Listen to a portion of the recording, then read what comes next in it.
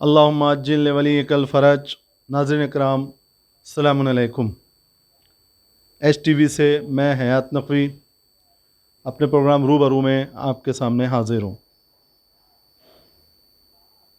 جیسا کہ آپ کو میں اطلاع دینا چاہتا ہوں کہ ہمارا یہ پروگرام نشر نہیں ہو سکا کسی ٹیکنیکل ایشو کی وجہ سے۔ اس کے لیے میں حجت الاسلام مولانا اصطفیٰ رضا صاحب سے بھی معافی چاہتا ہوں اور مومنین سے بھی۔ یہ پروگرام روبرو، جس میں آپ جانتے ہیں اس میں 3 رکن ہوتے ہیں: ایک حدیث ائمہ معصومین سے، دوسرے میسج، اور ہمارا سوال۔ تو آج اس پروگرام کے مہمان حجت الاسلام اصطفیٰ حیدر صاحب ہیں۔ آئیے ہم ان سے اپنے پروگرام کی شروعات کرتے ہیں۔ مولانا، آپ کوئی معصومین کی ایک حدیث جو آج کے لیے ضرورت ہے وہ آپ۔ بسم اللہ الرحمن الرحیم۔ میں بھی ناظرین کو اپنا سلام مخلصانہ عرض کرتا ہوں۔ جو جناب امیر علیہ الصلاۃ والسلام سے فرمودات وارد ہوئے ہیں، ان میں مختلف اخلاقی اور اعتقادی فرمودات موجود ہیں۔ وہ احادیث کے جو انسان کے اخلاق سے جن کا ربط ہے، اور ذاتی طور کے اوپر اگر انسان ان چیزوں سے اپنی ذات کو متصف کرتا ہے، مزین کرتا ہے، تو ایسا انسان جو ہے وہ بہرحال لوگوں کے درمیان محبوب بن جاتا ہے، جس میں مختلف اخلاقی اقدار کے حوالے سے جناب امیر اور دیگر ہمارے معصومین نے اپنی احادیث میں اشارے کیے ہیں۔ انہی میں سے ایک حدیث جو جناب امیر علیہ الصلاۃ والسلام سے وارد ہوئی ہے، جس میں حضرت فرماتے ہیں کہ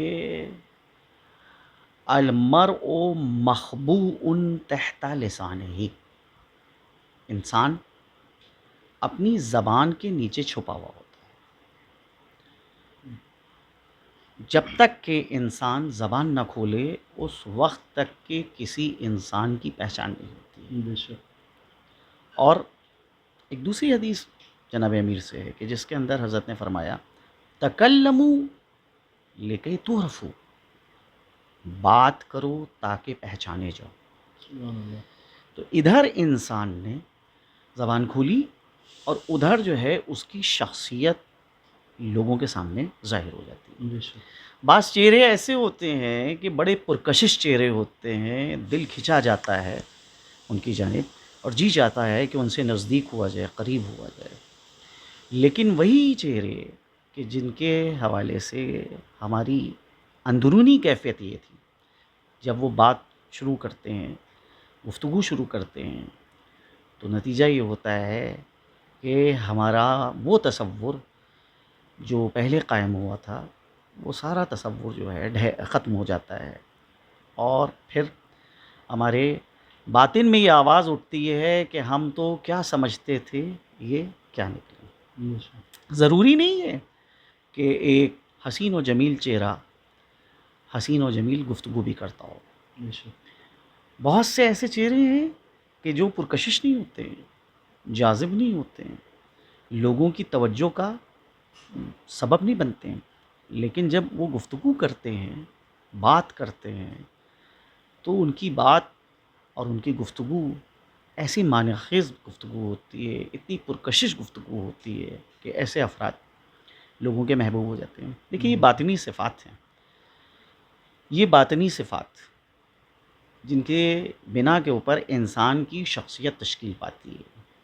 اور اگر انسان جو ہے اپنے ظاہر کو جتنا سنوارنے کی کوشش کرتا ہے، بہتر ہے کہ انسان اپنے باطن کو بھی ویسے ہی بہتر اور اچھے انداز میں اس کو پرکشش بنائے، حسن و جمال سے آراستہ کرے۔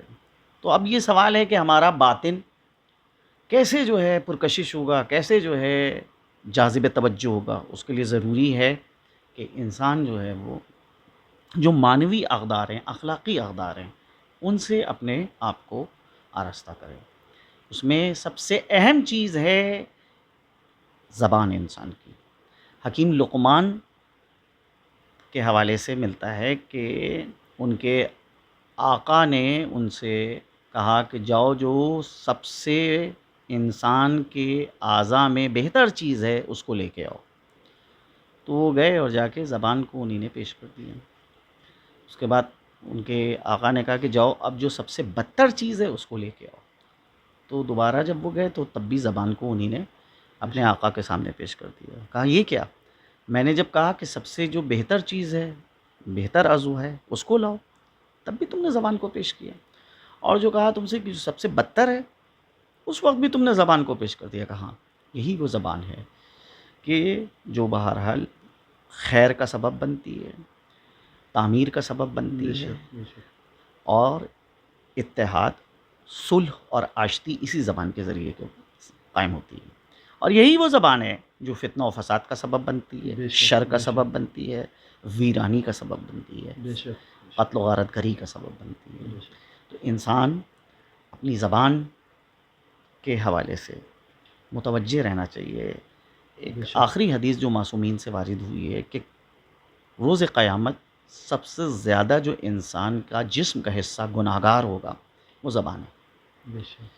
یہ زبان ایسی چیز ہے کہ جو سب سے زیادہ گناہ ہوگی۔ اور اچھا اس کا معاملہ یہ ہے زبان کا کہ اس میں عوام و خواص سب شریک ہوتے ہیں گناہ کے اعتبار سے۔ زبان کا جو گناہ ہے، بعض جسم کے ہمارے اعضاء ہیں جو بہرحال اس سے گناہ جو ہیں بعض لوگ افراد انجام دیتے ہیں۔ ہاتھ کا گناہ بہرحال کچھ افراد سے مخصوص ہے، پیروں کا گناہ کچھ اور لوگوں سے مخصوص ہے، آنکھوں کا گناہ کچھ خاص لوگوں سے مخصوص ہے۔ لیکن زبان کا گناہ ایک ایسا گناہ ہے کہ جس سے شاید ہمارے معاشرے اور سماج کے اندر شاید ہی کوئی بچا ہو۔ بہت کم لوگ ہیں کہ جو اپنی آپ پر توجہ دیتے ہیں، اپنے نفس کی ریاضت کرتے ہیں، اپنے باطن کو پاک و پاکیزہ رکھتے ہیں۔ ایسے افراد جو ہیں وہ اپنی زبان کو کنٹرول میں رکھتے ہیں، قابو میں رکھتے ہیں، اور کوشش کرتے ہیں کہ اس زبان سے جو بھی صادر ہو وہ خیر صادر ہو، بھلائی صادر ہو، اچھی چیزیں صادر ہوں۔ تو لہٰذا ایسا اپنے آپ کو بنائیں کہ جب زبان کھولیں تو ہمارا باطن جو ہے، جو ظاہر ہو، وہ لوگوں کے لیے محبوب بنے، لوگوں کے لیے پرکشش بنے، نہ کہ منفور بنے اور لوگ اس سے دور بھاگیں۔